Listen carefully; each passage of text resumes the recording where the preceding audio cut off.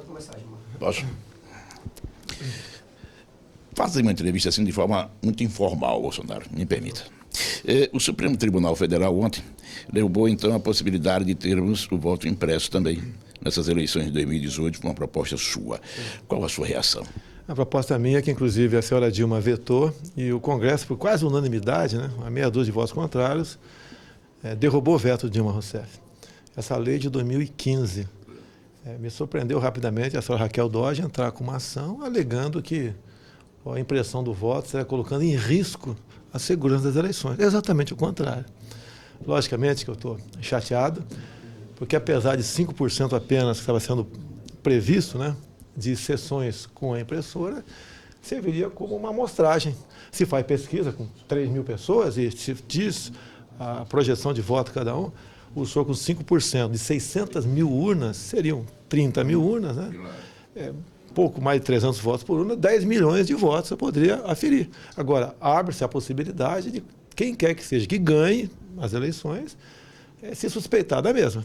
Isso pode vir a acontecer. Eu não posso entender, o meu caso, por exemplo, a situação que eu estou crescendo do nada, as pesquisas mais importantes do que a estimulada, né, e aquela espontânea. Tem instituto que me dá em torno de 15%, é uma coisa, nunca se viu isso no Brasil, e crescendo, porque nós estamos calcados na verdade e nos valores, né? Não tem como, no meu entender, no mínimo, ir para o segundo turno. E indo para o segundo turno, de acordo com quem for conosco, dizer quem é que deve ganhar a eleição. Então, para evitar essa suspeição, eu apelo para o Supremo Tribunal Federal que deixe esses 5% agora de impressoras, né, valer por ocasião das eleições, para evitar realmente a suspeição que não fará bem para a democracia. A elite pergunta muito, embora eu não faça parte dela, mas eu vou passar para você, e você já deve ter visto isso muito. Quem é Jair Bolsonaro? Eu tenho 63 anos de idade, fiquei por 17 anos no Exército Brasileiro, e sou no 7º mandato de deputado federal. Não sou polêmico, apenas dou a minha opinião. A massa dos políticos foge, não quer ter problema com ninguém, quer sempre estar de bem com todo mundo. E em cima disso, a gente tem crescido, né? Sou cristão, preservo a família tradicional, sou radicalmente contra o que vem acontecendo no Brasil ao longo dos últimos tempos, né? Eu costumo dizer que mais ou tão grave que a corrupção é a questão ideológica, tá? E nós queremos fazer algo diferente. Tenho dito que não dá para continuar governando o Brasil na base de entregar o que o governo tem para grupos ou para partidos políticos em troca de voto lá dentro. Se é para fazer a mesma coisa, estou fora. A grande imprensa diz, inclusive, Gilmar, que eu não vou ter governabilidade porque eu não vou distribuir cargos. Então, a própria grande imprensa está dizendo que para ser presidente, você tem que continuar sendo corrupto. Esse que é o sinal que está dizendo. Eu esperava exatamente o contrário da imprensa. Não é porque sou não, pode um outro qualquer ter o mesmo discurso meu, mas a imprensa diz o contrário. Mas nós estamos nessa linha, estamos com um plano B no tocante a uma possível governabilidade de forma diferente que está aí, e eu acho que vai dar certo. Qual é o plano B? Não, do meu nome não tem plano B. Se eu sair de combate, né, se Deus quiser, irei até o final. Dependendo de mim, irei até o final. Não existe plano B. Inclusive, eu acho até da possibilidade que nós temos, apesar da suspeição das urnas, né, a gente conseguir, no primeiro turno, liquidar a fatura. A XP Investimentos coloca hoje que para 48% dos empresários consultados, você aparece como o próximo presidente da República. Já foi, por pesquisa da própria XP, Geraldo Alckmin. Você passa a ser o candidato preferido do mercado? Olha, o que eu tenho que falar é o seguinte, um presidente tem que respeitar a Constituição, respeitar os contratos. Se tiver dificuldade, conversa com todo mundo. Porque não adianta você salvar um setor e o resto sucumbir. Aquele que foi salvo vai morrer na frente. E tenho conversado de forma aberta com o mercado, apesar de não ser economista. E quando eu falei que não entendia de economia, isso é por humildade. Como eu não entendo de medicina, não entendo de agricultura, e duvido, com todo respeito, se eu entendo disso tudo também, tá certo? E quando a pessoa diz que entende e não entende, vem a desgraça. Dilma era economista e ajudou a afundar economicamente o Brasil. E o pessoal da XP analisa de acordo com pesquisa também fora. Quando esse projeto, eu e Ciro, segundo turno, alguém apoiado pelo PT, eles vão pelo melhor ou pelo menos ruim, tá? E eu estou nesse radar da XP. Ao evitar judicialmente a candidatura de Lula, e evitar aqui força de expressão. Lula dificilmente será candidato em razão das questões que envolvem a decisão judicial contra ele. Você concorda, discorda de que Lula hoje, que é o nome que aparece como aquele que está na linha de frente, você aparece depois de Lula, esteja fora do combate eleitoral? O que acontece é o seguinte, o Lula está preso pelo que ele fez, ele não é um preso político.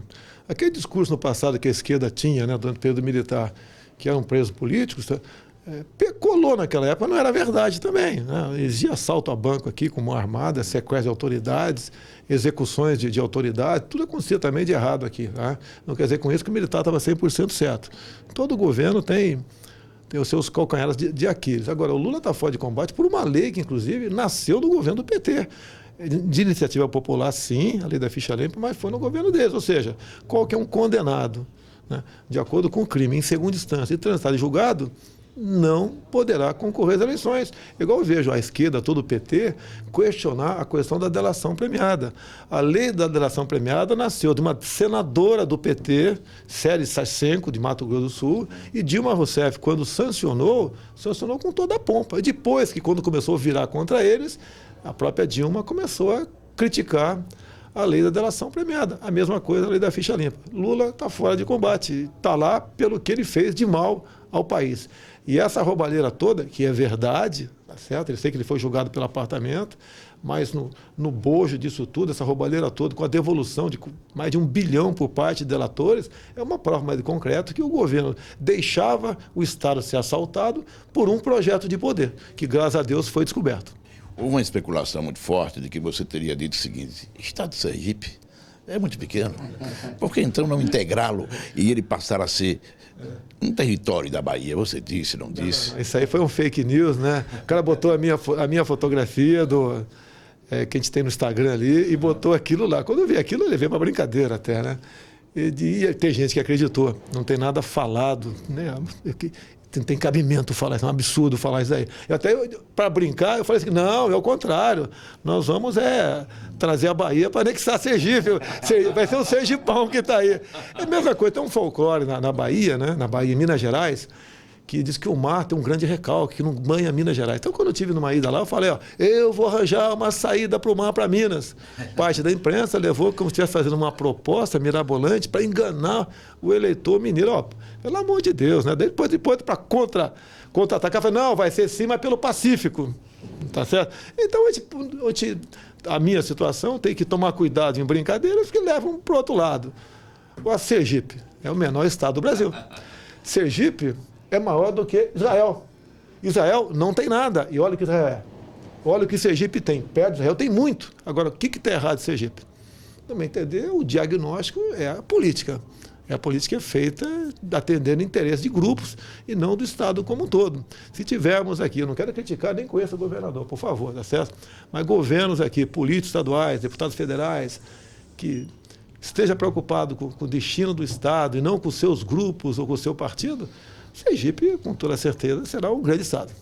Por que, na sua opinião, a imprensa insiste tanto, e só com você, sobre temas que seriam apenas questões do comportamento pessoal? Por exemplo, o seu pensamento sobre o bullying, o seu pensamento sobre mulher na sociedade e outras coisas. Por que tanta insistência? Primeiro que não tem pensamento nesse sentido, né? Em 2010, eu entrei na briga contra o tal kit gay.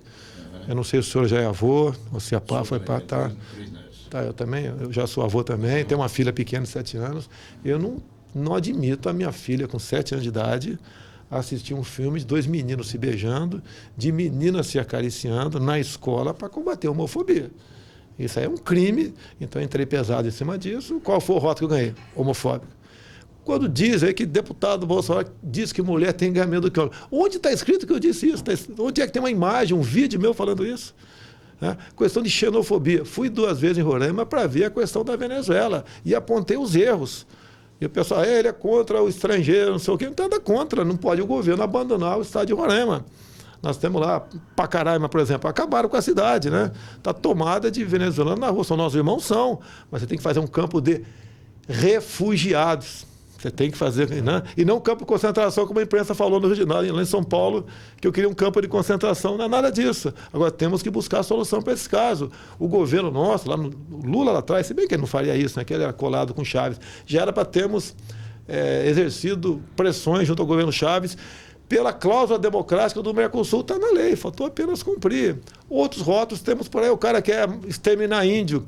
Eu não quero mais que reservas indígenas surjam no Brasil dessa forma que vem surgindo. Segundo a ONU, brevemente, nós podemos ter novos países dentro dessas reservas indígenas. Vamos perder parte do nosso território. Eu acho que o norte da calha do rio Solimões e Amazonas, né, brevemente poderá não ser nosso, até por uma coisa muito importante, valeria até um programa chamado AAA. O que é o AAA? É um grande corredor que nasce lá nos Andes, passa pela Amazônia e morre no Atlântico. Esse corredor tem 136 milhões de hectares, isso não está na cabeça de ninguém por aí, não, é a prática, está no papel. Os países do mundo discutem isso muito, né, há muito tempo, porque essa é uma área de proteção ambiental que seria essencial para a sobrevivência da humanidade e poderá, mais cedo ou mais tarde, ser declarado uma área de interesse internacional e nós perdemos o nosso domínio, a nossa soberania sobre isso. E no Brasil o pessoal vai deixando rolar, deixa acontecer. Daqui a pouco estaremos como alguns países da África, né, sendo colonizados novamente. É verdade que em algum instante você disse que para, por exemplo, os problemas relacionados à violência na Rocinha, bastava metralhar a Rocinha inteira que estaria resolvido o problema? Eu tive numa terça-feira, num grande encontro de empresários e homens do mercado de São Paulo. Tinha umas 3.000 pessoas presentes na terça-feira. E falei a questão da violência e dei o exemplo da Rocinha, como combater o tipo de violência que estava lá. No domingo, olha só, estava toda a imprensa de São Paulo lá. É que pauta vocês aqui, muitas vezes, no Nordeste aqui também. Ninguém, a imprensa falou nada. No domingo, lá no Jardim do Globo, né, simplesmente falou que eu queria metralhar a Rocinha. Da onde isso aí? Foi tudo filmado, fotografado. Se eu tivesse falado um absurdo desse, no mesmo dia à noite, nas mídias sociais estaria divulgando tudo isso aí. Ou seja, prega-se isso aí, eu tenho que explicar agora que eu não falei, está tudo da cabeça de um repórter apenas, né? Lamentavelmente eu tenho que conviver com isso daí, porque afinal de contas, grande parte da mídia não me engole, até pelo ser militar. E grande parte da mídia, o senhor sabe, né, é gente de esquerda, tá, que tem um pensamento, uma ideologia diferente da minha, e eles veem como uma ameaça. Você vê hoje em dia quase todos os pré-candidatos, eu sou o alvo preferido deles. Bolsonaro presidente, como será tratada a questão da segurança pública no país? Olha, você tem que ter o diagnóstico, né? A violência vem crescendo ao longo dos anos. Okay? O fuzil que era usado no Rio de Janeiro, junto à marginalidade, já veio para o Ceará, já está em São Paulo, está espalhando pelo Brasil todo. Tá? Onde está o erro disso aí? É uma equivocada política de direitos humanos. Okay? Outra, há uma preocupação enorme com o desencarceramento, porque os presídios estão cheios demais. Se está cheio demais, porque tem gente fazendo besteira demais. E tem que ser apartado da sociedade, tem que ir para lá. Antes de fazer besteira, né, ele que pense para onde ele vai. Foi uma invenção, o termo é esse mesmo, do Conselho Nacional de Justiça, a figura da audiência de custódia. Hoje em dia, eu acho que ninguém que, porventura, for pego, obviamente, em flagrante, furtando alguma coisa, fique mais de 24 horas detido. Duvido, vai todo mundo para a rua. E eu sempre costumo dizer, né? Isso para dar polêmica. Qual a diferença de furto para roubo e latrocínio? Não tem diferença. Porque acontece, se alguém está levando os pneus do teu carro lá fora agora, isso é furto. Se o senhor chega, o elemento dá-lhe uma pancada, né? Usa a violência e leva os pneus embora, isso é roubo. E se te mata, é latrocínio. Então é oportunidade. Por que tem que prender o cara? Apenas porque ele mata alguém. Não tem que prender logo a partir do momento que ele faz um furto. Porque compensa, o crime compensa. Ele sabe que não vai ficar preso mais que 24 horas. Redução da maioridade penal. É outra coisa. Eu defendo 14 anos. A minha proposta 16 continua rodando lá. Aprovamos na Câmara, mas a Câmara, por acesso com a esquerda, com o PSDB, que não aceitava reduzir a maioridade penal, aceitou só para determinados tipos de crime, como estupro, homicídio, tráfico internacional de drogas, foi para o Senado. O Senado não leva para frente isso aí, tá certo? E também a nossa legislação. Olha um exemplo que é inacreditável. Tem uma senhora, deputada federal, Keiko Ota, por São Paulo. Ela está lá. O que aconteceu com a vida dela uns 18 anos atrás, mais ou menos? Teve um filho de 8 anos, sequestrado, e executado em cativeiro. Um saco plástico na cabeça do moleque, dá para imaginar a cena, né? O moleque de 8 anos de idade sendo asfixiado em cativeiro, enterrou o moleque lá. Foi descoberto o criminoso poucos dias depois. O cara puxou 6 anos de cadeia. Se é em qualquer país sério, no mínimo prisão perpétua, no mínimo. Ficou 6 anos de cadeia e foi para a rua. Quer dizer, não dá para a gente continuar convivendo com uma legislação penal, né? Dessa maneira. Tem que ser modificado, isso passa pelo parlamento. Não basta ter um presidente que queira mudar as coisas, tem que ter metade mais um da Câmara e do Senado para poder mudar. Você é a favor da pena de morte? Não, eu não vou discutir, né? No passado já defendi, não vou fugir já defendi no passado, hoje não toco mais no assunto, por quê? Porque está na cláusula pétrea da Constituição, somente uma nova Assembleia Nacional Constituinte, então eu não vou gastar munição com uma coisa que eu não vou poder sonhar em cumprir, que é muito difícil. Prisão perpétua, assim, mas também está na cláusula pétrea da Constituição, assim como, um absurdo, é proibido o trabalho forçado. O elemento faz barbaridade, vai lá para o Rio de Janeiro, meu estado, fica lá, continua recebendo visita íntima toda semana, numa boa, telefone celular, comandando o crime, e vai levando a vida dele, tá certo? Então o trabalho forçado tem que obrigar. O cara, por exemplo, não quer trabalhar, tudo bem, não vai trabalhar, mas vai comer um meio ovo com uma colher de arroz e leva a vida. Vai trabalhar, vai comer um pouco melhor, tá certo? Tem que ser assim, não tem outra maneira. Custa caríssimo para nós o sistema penitenciário, mais ou menos, né? Cada um cita um valor aí entre 3 e 4 mil reais, o custo mensal de um preso. Um cara que trabalha igual um desgraçado aqui vai ganhar, quando muito, R$1.000. Há uma diferença enorme nessas questões. E tem muito preso, né? Não são todos, e ainda ganham o auxílio reclusão. Está tudo errado nesse país. Inclusive, tem um projeto na Câmara agora, tá, para o preso que, porventura, queira trabalhar por livre e espontânea vontade, também receba 13º salário. Ou seja, quem quiser emprego agora, faça uma besteira aqui, vai para dentro do xadrez, lá vai ser obrigado a arranjar emprego para ele vai ganhar no mínimo, um salário mínimo, e com 13º, visita íntima, café, almoço e janta, vai estar no paraíso. Estatuto do Desarmamento, qual é a sua opinião? Olha, desde quando ele foi criado, né, em 2003, 2004, quando começou basicamente a entrar em vigor o Estatuto do Desarmamento, ele desarmou o cidadão de bem. É uma irresponsabilidade tirar a arma tua, minha, dele que está do meu lado aqui, e deixar o bandido armado. Abrir um campo, o campo ficou fértil para o elemento saber que vai entrar na tua casa e dificilmente vai encontrar a reação. É uma irresponsabilidade. Eu defendo, no primeiro momento, a posse de arma de fogo, com alguns poucos critérios, para o cidadão de bem. E a questão do porte, lógico, mais alguns critérios, para o brasileiro como um todo. Vamos equiparar esse jogo aí. Hoje em dia, e outra, dá o excludente de licitude para você. Olha o exemplo claro, que lamentavelmente está aí.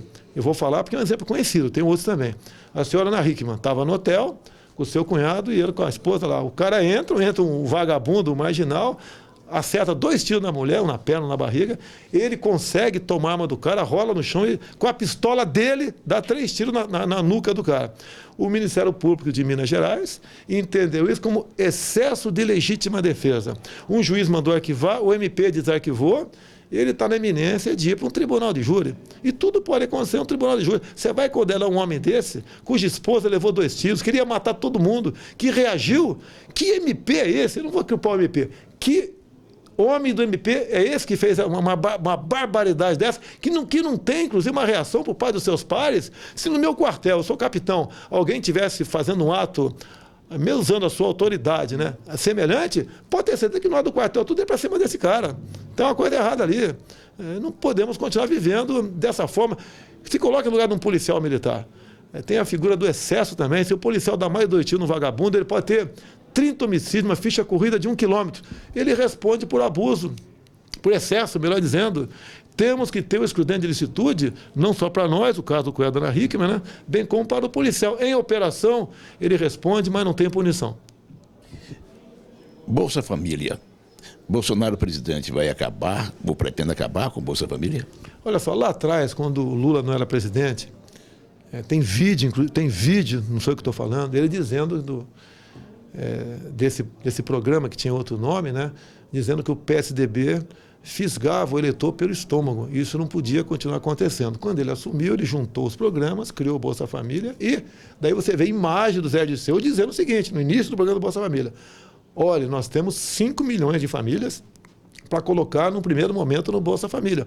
Olha o potencial de voto que teremos. Então, num primeiro momento, né, ele foi um projeto muito mais do que eleitoreiro. Qual é a minha visão? Temos que combater fraude.